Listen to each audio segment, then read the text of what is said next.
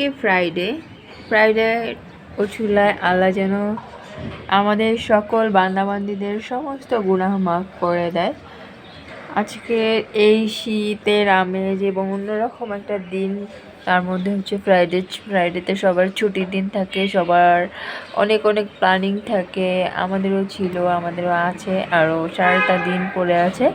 তো এখন গোসল টোসল করে বেলকনিতে বসেছিলাম। আকাশটার ওয়েদারটা এত সুন্দর লাগতেছে, মানে কালারটা আর কি। আর এই মিষ্টি মিষ্টি রোদে হচ্ছে চুল শুকাতে বেশ ভালোই লাগে।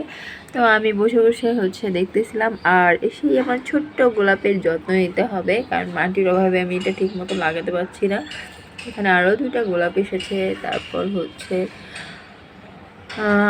সব কিছু মিলে শীতের দিনটা অন্যরকম একটা সুন্দর একটা দিন।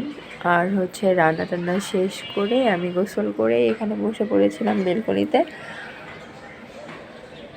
আকাশটার কালারটা অসম্ভব সুন্দর, তাই না? তাই হোক, সবার খুব সুন্দর একটা দিন কাটুক এই ফ্রাইডেতে।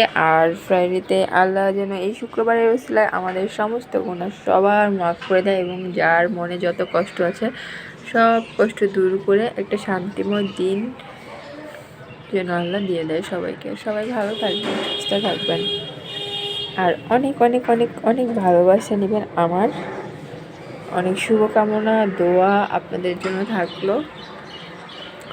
দিনটাকে এনজয় করেন, উপভোগ করেন, ইবাদত করেন, সব কিছু মিলে খুব সুন্দরভাবে কেটে যাক আপনাদের এই শুক্রবারের দিনটা। কি সুন্দর মিষ্টি মিষ্টি রোদ। আমি এতক্ষণ এই বেলকনিতে বসেছিলাম আর কি। আমার অনেক বেশি পছন্দের এবং প্রিয় জায়গা। আমি মানে যখনই সুযোগ পাই, সময় পাই, আমি এই ছোট্ট বেলকনিটাতে বসে একটা শান্তির নিঃশ্বাস নিতে পারি, রিল্যাক্সের আর কি।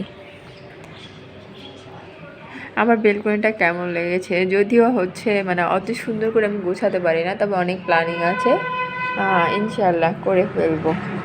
একটু ব্যস্ততায় যাচ্ছে দিনকাল।